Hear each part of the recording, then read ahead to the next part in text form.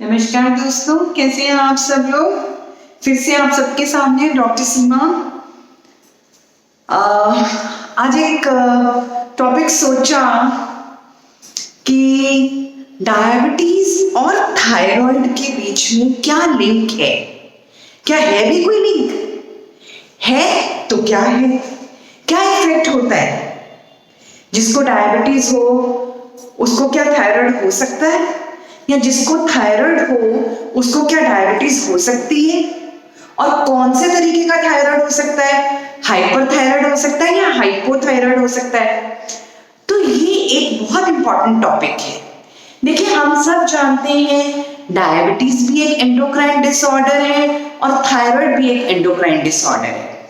यानी कि इन सब में हॉर्मोन्स रिलीज होता है और जो कहते हैं ना लेमन टर्म में ये हॉर्मोन्स का जो लोचा हो जाता है उसके चलते ये सारी प्रॉब्लम खड़ी हो जाती है। ठीक, बहुत इंपॉर्टेंट बात थी ये। ठीक है, ये सब इंटर रिलेटेड है। ये सारे हॉर्मोन्स हमारे पिट्यूटरी ग्लैंड से लेके थायराइड और पैनक्रियाज और एड्रिनल ग्लैंड्स, इन सब में जो जो चीजें सिक्रीट करती हैं ये आपस में इनका मेलजोल चलता है। अगर इनमें कुछ भी ऊपर नीचे होता है तो कंपनसेटरी मैकेनिज्म होता है। जैसे कि पिट्यूटरी में हाइपोथैलेमो पिट्यूटरी एक्सिस नाम की जो चीज होती है, जो हमारे ब्रेन में पिट्यूटरी ग्लैंड है, वो इन सब ग्लैंड्स, इन सब की सिक्रीशंस को स्टिमुलेट करता है या इनहिबिट करता है डिपेंडिंग अपॉन द सिचुएशन। अब क्या है, थायराइड से क्या निकलेगा? थायराइड हार्मोन निकलेगा। पैनक्रियास से क्या निकलेगा? इंसुलिन और ग्लूकागॉन निकलेगा। एड्रिनल्स एक छोटा सा ग्लैंड होता है जो हमारी किडनी के ऊपर होता है, इससे क्या निकलेगा? इसमें से कॉर्टिकोस्टेरॉइड्स या कॉर्टिसोल निकलेगा। तो इन सबका जो सिक्रीशन है या इनहिबिशन है वो मास्टर ग्लैंड पिट्यूटरी के हाथ में है। अब इनमें कहीं भी कुछ रफड़ा होता है, कोई प्रॉब्लम होती है, तो आपस में ये सारे हॉर्मोन्स जो हैं ये ऊपर नीचे करके कंपनसेट करने की कोशिश करते हैं। आपकी बॉडी के सिस्टम को कंपनसेट करने की कोशिश करते हैं। ये सारे हॉर्मोन्स का काम क्या है? ये सब बॉडी के मेटाबॉलिज्म में बहुत काम आते हैं। ग्रोथ, मतलब they are very helpful in the biological processes like growth and development and in the metabolic processes. तो इसी तरीके से जो थायराइड हार्मोन है ये बहुत मेटाबॉलिक प्रोसेसेस में काम आता है। It helps in the metabolism of glucose, proteins and cholesterol. तो ये इसीलिए देखा जाता है कि जिन लोगों को थायराइड डिसऑर्डर होता है, चाहे वो हाइपरथायराइड हो चाहे वो हाइपोथायराइड हो, उनको डायबिटीज होने के चांसेस ज्यादा रहते हैं। दोनों तरीकों की डायबिटीज, टाइप 1 भी और टाइप 2 भी। इसी तरीके से उनका कोलेस्ट्रॉल मेटाबॉलिज्म भी हिल जाता है। तो जिन लोगों को थायराइड की परेशानी होती है उनका लिपिड प्रोफाइल भी डीरेंज हो जाता है। समझ में आ रहा है? तो जब लिपिड प्रोफाइल भी डीरेंज हो जाएगा तो लिपिड के लिए हम कुछ दवाइयां देते हैं, जैसे कि हम स्टैटिन्स पर पेशेंट को डालते हैं। तो जिस मरीज को थायराइड की बीमारी है, साथ में लिपिड प्रोफाइल डीरेंज हो गया और वो स्टैटिन्स ले रहे हैं, तो ऐसे मरीजों को ज्यादा चांसेस हो जाते हैं टाइप 2 डायबिटीज होने के। ठीक है, ये बहुत मैंने आपको मोटी मोटी बात समझाई है, किताबों से हटके, गाइडलाइन से हटके, जो आपको बुरी तरह से कंफ्यूज कर देते हैं। ये मैंने मोटी मोटी बात बताई है। अगर किसी को थायराइड है तो उसके शुगर लेवल्स चेक करते रहो। अगर किसी को ब्लड शुगर है तो उसका थायराइड चेक करते रहो। होता क्या है, जिसको थायराइड है वो क्या करता है कि जिस व्यक्ति को थायराइड भी है वो प्री डायबिटिक स्टेज में है, यानी कि अब तक वो पूरी तरह डायबिटिक नहीं है, यानी कि उसका फास्टिंग ब्लड शुगर, उसको इम्पेयर्ड फास्टिंग ग्लूकोज या इम्पेयर्ड ग्लूकोज टॉलरेंस है। इम्पेयर्ड फास्टिंग ग्लूकोज से मेरा मतलब है उसकी शुगर लेवल्स 100 से ज्यादा है लेकिन 125 तक है, 126 क्रॉस नहीं करी। और इसी तरीके से उनका जो पोस्ट प्रांडियल या इम्पेयर्ड फास्टिंग ग्लूकोज और इम्पेयर्ड ग्लूकोज टॉलरेंस है वो भी उनका 140 से ज्यादा है और 199 तक है। तो ऐसे लोग जो प्री डायबिटिक है, जिनका HbA1c लेवल भी 5.7 से 6.4 तक है, तो जो ऐसे लोग हैं इनमें डायबिटीज ओवर डायबिटीज होने के चांसेस बहुत ज्यादा हो जाते हैं अगर उनको थायराइड डिसऑर्डर भी है। स्पेशली अगर हाइपोथायराइड में है पेशेंट, यानी कि जब थायराइड की ग्लैंड की थायराइड हार्मोन्स की सिक्रीशन कम हो जाती है, उस टाइम पे ज्यादातर चांसेस टाइप 2 डायबिटीज होने के होते हैं। क्यों टाइप 2 डायबिटीज होने के होते हैं मैं बताती हूँ आपको। एक तो जब आप हाइपोथायराइड में हो, आपका बॉडी मास इंडेक्स बढ़ जाएगा, यानी कि आपका वजन बढ़ना शुरू हो जाएगा। तो जब अगर आपका बॉडी मास इंडेक्स बढ़ रहा है तो आप अपने आप ही टाइप 2 की तरफ चल दिए। अच्छा, थायराइड का ग्लैंड जो है ये आपकी ग्लूकोज की मेटाबॉलिज्म यानी कि ग्लूकोज होमियोस्टेसिस में बहुत मदद करता है। इंसुलिन सिक्रीशन का डायरेक्टली कंट्रोल करता है थायराइड ग्लैंड। तो अगर आप हाइपोथायराइड में हैं तो आपकी इंसुलिन सिक्रीशन कम हो जाएगी। बीएमआई बढ़ा तो आपको टाइप 2 डायबिटीज हो सकती है। इंसुलिन सिक्रीशन कम हो गई तब आपको मोस्टली टाइप 2 डायबिटीज हो सकती है। इंसुलिन रेजिस्टेंस ज्यादा कर देता है तब आपको टाइप 2 डायबिटीज ज्यादा हो जाती है। अच्छा, हाइपोथायराइड की पेशेंट में डायबिटीज तो टाइप 2 की होती है, लेकिन अब इसमें हाइपोथायराइड में क्या होता है, मेटाबॉलिज्म स्लो हो जाता है। तो मेटाबॉलिज्म जब स्लो हो जाएगा, ठीक है, हाइपोथायराइड में पेशेंट आ गया और उसको टाइप 2 डायबिटीज भी हो गई।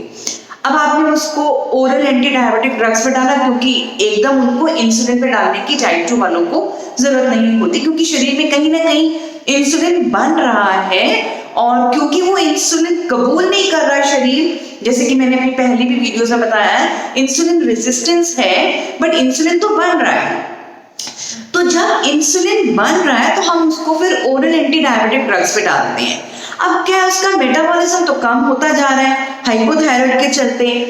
मेटाबॉलिज्म कम होगा तो आपने जो ओरल एंटी डायबिटिक ड्रग्स दिए हैं वो भी आपके खून में लंबे समय तक रहेंगे।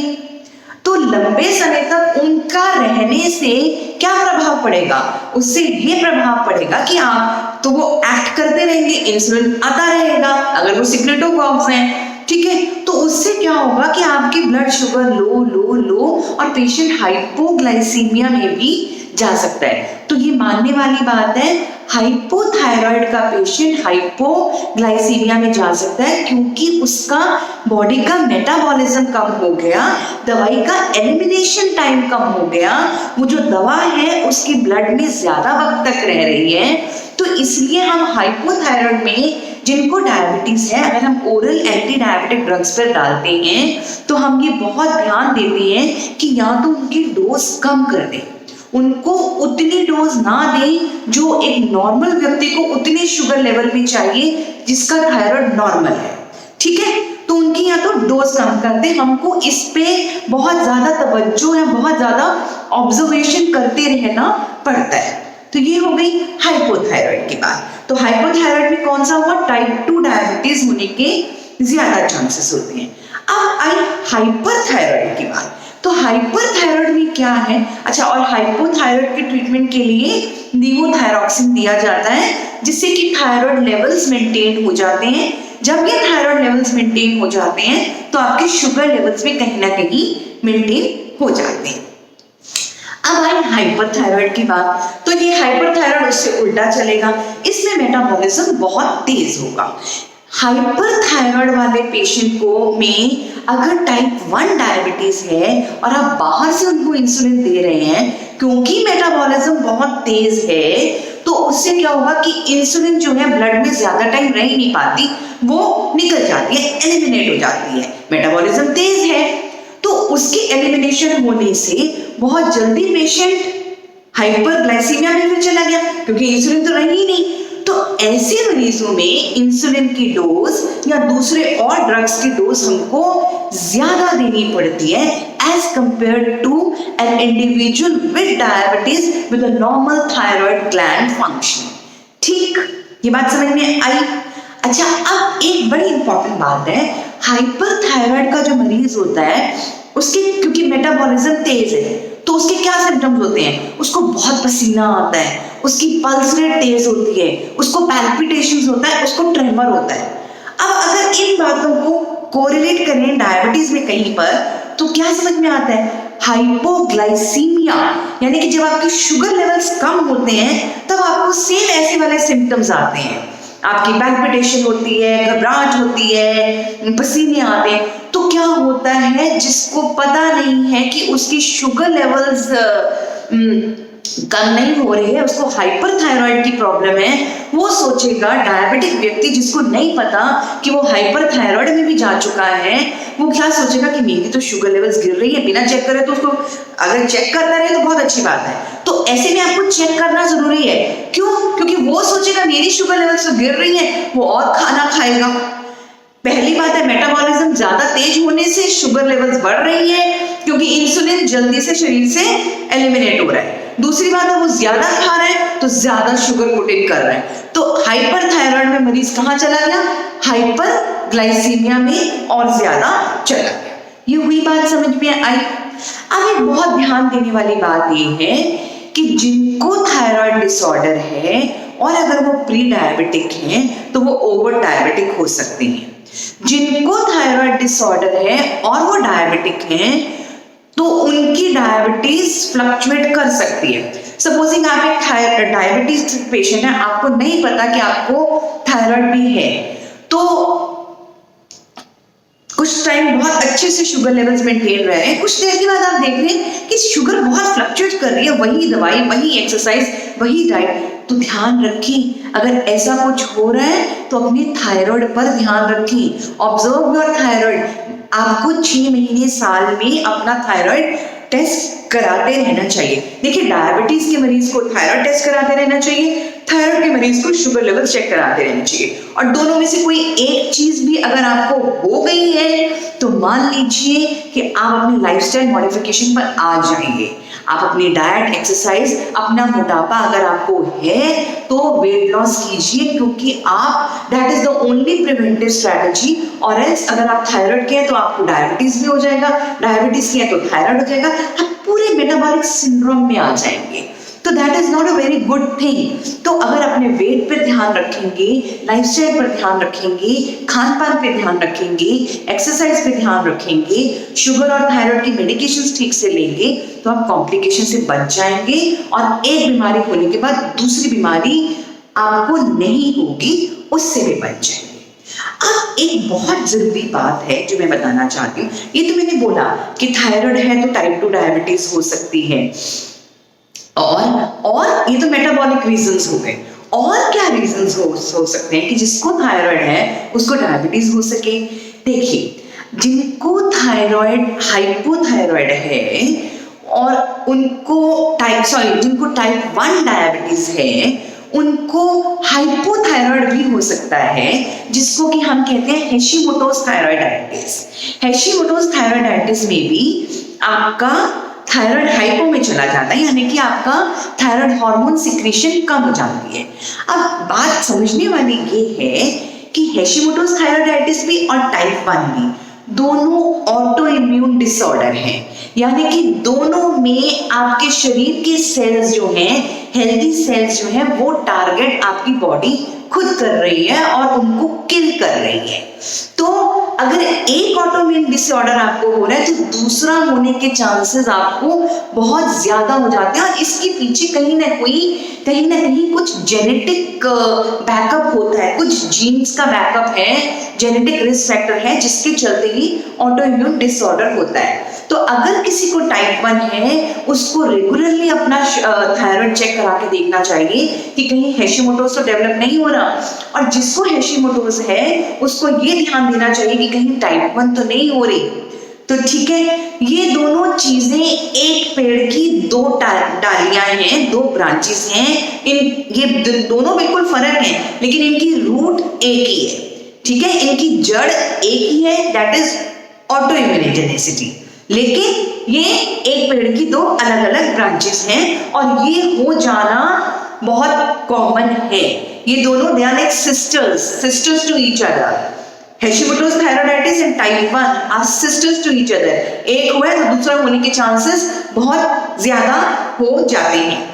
ठीक, दूसरी बात मैंने आपको बताया, क्योंकि ये पूरा आपका एंडोक्राइन सिस्टम है, यानी कि पूरा pituitary gland, pituitary hypothalamo pituitary axis, hypothalamo pituitary adrenal axis. तो ऊपर से आपको सिग्नल मिला कि भाई बढ़ाओ या घटाओ। अगर थायराइड में प्रॉब्लम है, एड्रिनल्स में प्रॉब्लम है, इंसुलिन और ग्लूकागॉन के सिक्रीशंस में कुछ प्रॉब्लम है, तो कंपनसेटरी मैकेनिज्म जब होता है तो उस टाइम पर भी डायबिटीज होने के चांसेस बहुत ज्यादा हो जाते हैं। तो ध्यान देने वाली मोटी मोटी बात ये है कि थायराइड और diabetes they move hand in hand, दोनों दोस्त हैं, दोनों बहनें हैं। एक हो जाए तो दूसरे पर ध्यान रखिए, क्योंकि सपोजिंग अगर आप डायबिटिक हैं और कई दफा होता है कि पेशेंट डायबिटिक है और इंसुलिन ले रहा है और ठीक है, लेकिन पता है क्या है, इंसुलिन से वेट गेन बोलते हैं कि इंसुलिन से वेट गेन हो गया, ठीक है मैंने माना इंसुलिन से वेट गेन होगा, पर होता क्या है उनको सब क्लिनिकल हाइपोथायराइड शुरू हो गया। सब क्लिनिकल हाइपोथायराइड शुरू हो गया तो उसके लिए आपको थायराइड एंटीबॉडीज चेक करानी पड़ती हैं, ठीक है। तो थायराइड एंटीबॉडीज चेक करा के अगर आप उस टाइम पे भी दवा कुछ देनी शुरू कर देते हैं थायराइड की, तो वेट गेन कम हो जाता है। बेचारा जो इंसुलिन कल्प्रिट बन के बैठा है, it is no more a culprit now. तो इंसुलिन के चलते नहीं, वो सब क्लिनिकल थायराइड हाइपोथायराइड के चलते आपका वेट गेन हो रहा है। डायबिटिक हो, सब क्लिनिकल हाइपोथायराइड भी साथ साथ हो गया है, वेट गेन हो सकता है, कार्डियोवैस्कुलर कॉम्प्लिकेशंस आ सकती हैं, ठीक है। मतलब हार्ट में भी कोई परेशानी हो सकती है। ये मत सोचो कि सब क्लिनिकल है तो उससे कुछ नहीं होगा, नहीं, उसकी भी दवा ठीक से लेनी है, ठीक है। तो ये हैं कुछ बातें बहुत ध्यान देने वाली। I hope this video would be helpful to you. Thanks a lot friends, thank you very much. एक मैं बात कहना चाहती हूँ, जो लोग मेरे वीडियो देखते हैं, अगर वो मुझे कोई टॉपिक सजेस्ट करना चाहते हैं कि वो किस चीज पर चाहते हैं कि मैं नया वीडियो या नेक्स्ट वीडियो बनाऊं, तो काइंडली मेरे कमेंट बॉक्स पे वो डाल दीजिए सो दैट मैं नेक्स्ट टाइम वो वीडियो बनाऊं। Thanks a lot friends, thank you so much.